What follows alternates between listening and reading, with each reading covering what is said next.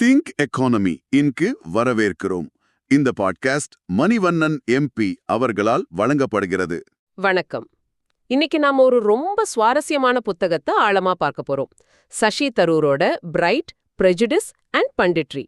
இது வெறும் கட்டுரைகளோட தொகுப்பு இல்ல, வரலாறு, அரசியல், கிரிக்கெட், மதம், அப்புறம் அவரோட சொந்த வாழ்க்கைன்னு பல விஷயங்கள் இதுல இருக்கு. ஆமா, மேலோட்டமா பார்க்கும்போது நிறைய தலைப்புகள் இருக்கிற மாதிரி தான் தெரியும். ஆனா இந்த புத்தகம் முழுக்க ஒரே ஒரு விஷயம் தான் ஒரு நூல் மாதிரி போயிட்டு இருக்கு.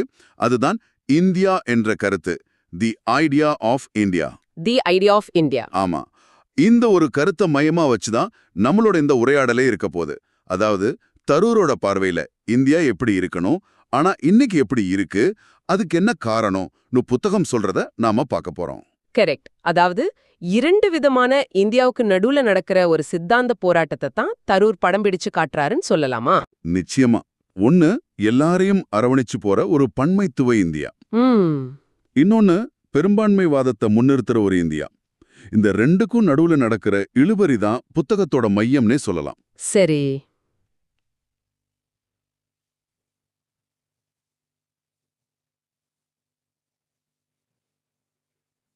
அப்போ தரூரோட பார்வையில அந்த முதல் வகையான இந்தியா, அதாவது பன்மைத்துவ இந்தியாவோட அடித்தளத்தை அமைச்சது யாரு? தரூரை பொறுத்த வரைக்கும் நேருவும் அம்பேத்கரும் தான் அந்த பன்மைத்துவ இந்தியாவின் சிற்பிகள். குறிப்பா நேருவை பத்தி சொல்லும்போது ஒரு அற்புதமான சம்பவத்தை புத்தகம் குறிப்பிடுது. ஓ, என்னது அது? நேரு பிரதமரா அதிகாரத்தோட உச்சியில இருந்த நேரம் அது. அப்போ அவரே ஒரு புனைப்பேர்ல தி மாடர்ன் ரிவ்யூ பத்திரிகையில ஒரு கட்டுரை எழுதுறார். அவருக்கே எதிராவா? ஆமா. அதுல நேரு ஒரு சர்வாதிகாரியா மாற வாய்ப்பு இருக்கு, அவரை கட்டுப்படுத்தணும்னு அவரை பத்தி விமர்சனம் செஞ்சுக்கிறாரு. கேட்கவே ஆச்சரியமா இருக்கு. ஒரு தலைவர் தனக்கு உள்ள இருக்கிற அதிகார வெறிய தானே உணர்ந்து பொதுவழியில எச்சரிக்கிறார்னா, ஆமா, தனிப்பட்ட தலைவர்களை விட ஜனநாயக அமைப்புகள் தான் முக்கியம்னு அவர் எவ்வளவு உறுதியா நம்பி இருக்காருன்னு இது காட்டுது. இதுதான் தரூர் சொல்ற அந்த முதல் இந்தியாவுக்கான அஸ்திவாரம். சரி, நேருவோட இந்த பங்களிப்பு மாதிரி டாக்டர் அம்பேத்கர் பத்தியும் புத்தகம் பேசுது இல்லையா? நிச்சயமா. அவர் அரசியல் சாசனத்தை உருவாக்குனவரா மட்டும் புத்தகம் பார்க்கல, அவரோட தனிப்பட்ட பயணத்தையும் ஒரு குறியீடா காட்டுது. எப்படி? அதாவது ஒரு தாழ்த்தப்பட்ட சமுதாயத்துல பிறந்து தன் கிராமத்தோட பேரை, அம்பாவாடேங்கிற பெயரை தன் பேரோட சேர்த்துக்கிட்டு, பிரிட்டிஷாரை பார்த்து காப்பி அடிக்காம, அதே சமயம் தன்னை அடிமைப்படுத்திய சமுதாயத்தோட பாரம்பரிய உடையையும் நிராகரிச்சு மேற்கத்திய கோட் சுட்டு போட்டது. இது எல்லாமே ஒரு சுயம்பு மனிதனோட எழுச்சி. இது ஒரு தனிப்பட்ட தேர்வு மட்டும் இல்ல, ஒரு அரசியல் பிரகடனம்னு தரூர் பார்க்கறாரு. நீங்க சொல்றது ரொம்ப முக்கியமான பாயிண்ட். அதாவது இந்தியன் அப்படிங்கிறது பிறப்பால வர்ற அடையாளம் மட்டும் இல்ல, அது ஒரு உணர்வு பூர்வமான தேர்வுங்கிற விஷயத்தை தான் தரூர் முன்னிறுத்துறார். கரெக்ட். இது சோனியா காந்தியோட குடியுரிமை சர்ச்சை பத்தின பகுதியில இன்னும் தெளிவா வருது இல்லையா? ஆமா ஆமா. சோனியா காந்தியோட வெளிநாட்டு பிறப்பை பத்தி சர்ச்சை எழுந்தப்போ அவர் சொன்னதா ஒரு விஷயத்தை தரூர் மேற்கோள் காட்டுறார். என்ன சொன்னாங்க? நான் வெளிநாட்டுல பிறந்திருக்கலாம், ஆனா இந்தியாவை என் நாடானா தேர்ந்தெடுத்தேன். இந்தியா என் தாய்நாடுன்னு சோனியா காந்தி சொன்னதை குறிப்பிடுறார்.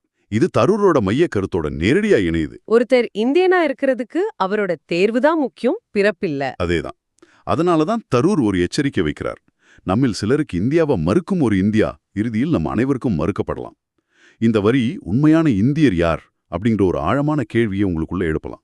ஆஹா, நேரு, அம்பேத்கர், சோனியா காந்தி இவங்களோட கதைகள் வழியா ஒரு அனைவரையும் உள்ளடக்கிய இந்தியாவை தரூர் வரையறுக்கிறார். ஆனா அவர் இத கடந்த காலத்தோட நிறுத்திடலையே, நிகழ்கால அரசியலோட கடுமையா மோதுறார். அங்கெல்லாம் புத்தகத்தோட அடுத்த கட்ட ஆரம்பிக்குது. தரூரோட வாதப்படி காங்கிரஸ் கட்சி காலங்காலமா பேசிட்டு வர்ற பன்மைத்துவம், மதச்சார்பின்மை, சமூக நீதி போன்ற கொள்கைகளை இன்னைக்கு இருக்கிற அரசியல் சூழல் எப்படி வாக்கு வங்கி அரசியல்னு முத்திரை குத்துதுன்னு அவர் விளக்குறார். இது ஒரு பக்கம். இன்னொரு பக்கம் பாரதிய ஜனதா கட்சியோட இந்து ராஷ்டிரா கொள்கைய அவர் எப்படி பார்க்கறாருன்னு புத்தகம் சொல்லுது. அத தரூர் வெட்டமற்ற பெரும்பான்மைவாதம், அதாவது அன்அப்பாலஜெட்டிக் மெஜாரிட்டேரியனிசம் என்ற வார்த்தையால விவரிக்கிறார். ஆக இந்த இரண்டு சித்தாந்தங்களும் இந்தியாவுக்காக போட்டியிடுதுன்னு அவர் சொல்றார். ஆமா, இங்க முக்கியமா நாம கவனிக்க வேண்டியது, இது எல்லாமே புத்தகத்துல தரூர் முன்வைக்கிற வாதங்கள் தான். நாம அதை அப்படியே உங்களுக்கு கொடுக்கறோம். சரி, இந்த பெரிய அரசியல் சித்தாந்தங்களை பத்தி பேசுற தரூர் அவரோட சொந்த வாழ்க்கையே இதுல எப்படி இணைக்கிறார்? ஏன்னா புத்தகத்தோட சுவாரஸ்யமே அந்த பகுதிகளில் தான் இருக்குன்னு தோணுது. நிச்சயமா. அவர் எதுக்காக எழுதுறாருன்னு கேட்கும்போது ஒரு அருமையான பதில் சொல்றார். சொல்லுங்க. ஒரு மாடு ஏன் பால் கொடுக்குதோ அதே காரணத்துக்காகத்தான் நான் எழுதுறேன். அது எனக்குள்ள இருக்கு, அது வெளியே வந்தே ஆகணும் என்கிறார். அடா. வார இறுதியில விமான பயணங்கள்ல, ஏன் அவங்க மனைவி ஷாப்பிங் செய்யும்போது காருக்குள்ள உட்காந்து சின்ன சின்ன பேப்பர் துண்டுகள்ல கூட எழுதினதா சொல்றார். அந்த எழுத்து தான் அவரோட இயல்பு. அந்த இயல்பு அவர் பொது வாழ்க்கைக்கு வந்தப்போ பெரிய சவால்களை சந்திச்சிருக்கோம் இல்லையா? அந்த கேட்டல் கிளாஸ் சர்ச்ச ஆமா ஆமா, பத்தி புத்தகத்துல ரொம்ப விரிவாகவே சொல்லியிருக்காரு. அதைச்சும் விளக்க முடியுமா? கண்டிப்பா. உங்களுக்கு தெரியும், எக்கானமி கிளாஸ்ல பயணம் செய்யும்போது ரொம்ப நெருக்கமா மாடுகளை அடைக்கிற மாதிரி இருக்குன்னு சொல்றதுக்கு பொதுவா கேட்டில் கிளாஸ்னு ஒரு சொலவடை உண்டு. உண்டு. தரூர் சிக்கன நடவடிக்கைகளுக்காக அப்படி பயணம் செய்ய போறேன்னு சொன்னதை அவர் இந்திய மக்களையே மாடுகள்னு சொல்லிட்டாதான் ஒரு பெரிய சர்ச்சையாக்கிட்டாங்க. ஆமா, அவரு ஏர்லைன்ஸ் நிறுவனங்களை விமர்சிக்க பயன்படுத்தின வார்த்தைய பயணிகளை அவமதிச்சதா திரிச்சிட்டாங்க. அதிலிருந்து அவர் கத்துக்கிட்ட பாடம் ரொம்ப முக்கியமானது. அவர் சொல்றார், ஒரு நகைச்சுவையின் வெற்றி அதை சொல்பவரின் நாவில் இல்லை, கேட்பவரின் காதில் இருக்கிறதுன்னு. ஆழமான வரிகள். இன்னைக்கு சோஷியல் மீடியா காலத்துல இது ரொம்ப பொருந்தும். நிச்சயமா. பொதுவெளியில பேசுற ஒவ்வொருத்தரும் மனசுல வைக்க வேண்டிய பாடம் இது. ஒரு சின்ன வார்த்தை எப்படி வேணாலும் திருக்கப்படலாம் என்பதற்கு இது ஒரு உதாரணம்.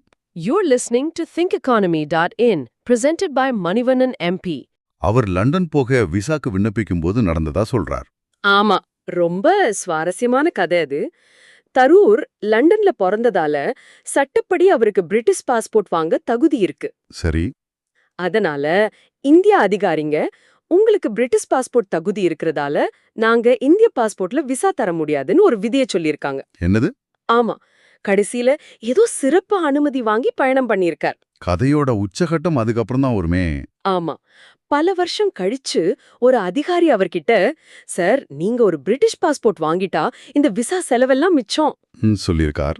அதுக்கு தரூர் சொன்ன பதில் தான். ஆமா, அவர் சொன்னார், இந்தியனாக இருப்பதற்கான சிறப்புரிமைக்காக பணம் செலுத்த நான் மகிழ்ச்சி அடைகிறேன். வாவ், பாருங்க, இது வெறும் பயண கதை இல்ல. இந்தியன் அப்படிங்கறத பிறப்பால கிடைச்ச ஒரு வசதி இல்ல, அது ஒரு உணர்வு பூர்வமான, நான் விரும்பி எடுத்த தேர்வு, அது ஒரு லட்சியம்ங்கிறத அவரோட வாழ்க்கை மூலமா திரும்ப திரும்ப சொல்றார். ஆக இந்த உள்நாட்டு அரசியல், தனிப்பட்ட தேர்வுகள்லாம் சரி, இதெல்லாம் உலக அரங்கில் இந்தியாவின் இடத்தை எப்படி பாதிக்குதுன்னு தரூர் நினைக்கிறார். மென்சக்தி, அதாவது சாஃப்ட் பவர் பத்தி புத்தகம் நிறைய பேசுது. ஆமா, சாஃப்ட் பவர்னா ராணுவ பலத்தாலேயோ பொருளாதார பலத்தாலேயோ மிரட்டாம நம்ம கலாச்சாரம், அரசியல் கொள்கைகள், ஜனநாயகம் மூலியமா மத்த நாடுகளை ஈர்க்கிறது. பாலிவுட், யோகா மாதிரி விஷயங்களா? அதேதான். பாலிவுட் சினிமா, யோகா, நம்ம ஐஐடிகள், நம்ம பன்மைத்துவ ஜனநாயகம், இதெல்லாம் தான் இந்தியாவோட சாஃப்ட் பவர் சொத்துக்கள்னு தரூர் பட்டியலிடுறார். இந்த சக்தி மூலமா உலகத்துல இந்தியா ஒரு தனி இடத்தை பிடிக்க முடியும்னு அவர் நம்புறார். ஆனா அவர் இந்தியாவோட பெருமைகளை மட்டும் பேசல, காலனித்துவத்தோட இருண்ட பக்கத்தையும் ரொம்ப கடுமையா விமர்சனம் செய்யறாரு இல்லையா? ஓ நிச்சயமா. பிரிட்டன் இந்தியாவுக்கு நஷ்ட ஈடு கொடுக்கணும்னு அவர் சொல்ற வாதம் ரொம்ப வலுவானது. அத பத்தி கொஞ்சம் சொல்லுங்களேன். அவர் என்ன சொல்றாருன்னா, பிரிட்டிஷார் வரதுக்கு முன்னாடி உலக பொருளாதாரத்துல இந்தியாவோட பங்கு 23%. ஆனா அவங்க வெளியேறும்போது அது வெறும் 4% குறைஞ்சிருந்தது. 23லிருந்து 4%? ஆமா, இந்தியா ஒரு பணக்கார நாடா இருந்து அவங்களால சுரண்டப்பட்டு ஏழை நாடா ஆக்கப்பட்டதுன்னு புள்ளி விவரங்களோடு வாதிடுறார். அதனால பிரிட்டன் கொடுக்க வேண்டிய நஷ்ட ஈடுங்கிறது வெறும் பணம் சம்பந்தப்பட்டது இல்ல, அது ஒரு தார்மீக பொறுப்பு. கரெக்ட். அது ஒரு வரலாற்று தவறுக்கான பிராயச்சித்தம், ஒரு தார்மீக பொறுப்புன்னு அவர் சொல்றார். சரி, இப்போ நிகழ்காலத்துக்கு வருவோம். புத்தகத்துல தற்போதைய வெளியுறவு கொள்கை மேலேயும் தரூர் சில விமர்சனங்களை வைக்கிறார் இல்லையா? ஆமா, இங்கே நாம மறுபடியும் தெளிவுபடுத்த விரும்புறோம். இது புத்தகத்துல தரூர் முன்வைக்கிற பார்வை. சொல்லுங்க. பிரதமர் மோடி நிறைய வெளிநாட்டு பயணங்கள் செஞ்சாலும் சர்வதேச யோகா தினம் மாதிரி சில விஷயங்களை தவிர உறுதியான வெளியுறவு கொள்கை வெற்றிகள் என்ன கிடைச்சதுன்னு அவர் கேள்வி எழுப்புறார். குறிப்பா பாகிஸ்தான் பத்தி. ஆமா, பாகிஸ்தான் விஷயத்துல ஒரு நிலையான கொள்கை இல்லைன்னு அவர் விமர்சிக்கிறார். ஒரு நாள் பேச்சுவார்த்தை, மறுநாள் தாக்குதல்னு ஒரு குழப்பமான அணுகுமுறை இருக்கிறதா அவர் தன்னோட புத்தகத்துல பதிவு செய்றார். அப்போ தரூரோட பார்வையின்படி இந்தியாவோட உலக மதிப்புக்கு என்ன ஆச்சு? இங்கதான் அவர் ஆரம்பிச்ச அந்த 2 இந்தியாங்கிற வாதத்துக்கு திரும்ப வர்றார். அவர் என்ன சொல்லி வருத்தப்படுறாருன்னா, நாட்டுக்குள்ள நடக்கிற பிரிவினை அரசியல், இந்த பெரும்பான்மை வாதம் எல்லாம் இந்தியாவோட சாஃப்ட் பவரை டேமேஜ் பண்ணிடுச்சுங்கிறார். ஓஹோ. ஒரு காலத்துல வெளிநாட்டுல நான் இந்தியன்னு சொன்னா ஒரு பெருமை இருந்துச்சு. ஆனா இன்னைக்கு உங்க நாட்டுல என்னதான் நடக்குதுன்னு வெளிநாட்டுக்காரங்க கேக்கும்போது பதில் சொல்ல அவமானமா இருக்குன்னு அவர் ஒரு தனிப்பட்ட ஆதங்கத்தை பதிவு செய்றார். உலகம் போற்றிய இந்தியாவாக நாம் இப்போது இல்லைன்னு சொல்றார். ஆமா, அதுதான் அவரோட மிகப்பெரிய கவலையா புத்தகத்துல வெளிப்படுது. அப்போ இந்த புத்தகம் முழுக்க நம்ம பார்த்தது ஒரு சித்தாந்த போராட்டத்தை தான். பன்மைத்துவ இந்தியாவுக்கும் பெரும்பான்மைவாத இந்தியாவுக்கும் நடக்கிற ஒரு போராட்டம். தரூர் எந்த பக்கம் நிக்கிறாருன்னு ரொம்ப தெளிவா தெரியுது. ஆமா, ஆனா அவர் ஒரு தீர்வும் சொல்றாரு. இந்தியாவின் வெற்றியே என்ன தெரியுமான்னு கேட்டுட்டு. அவரே பதிலும் சொல்றாரா?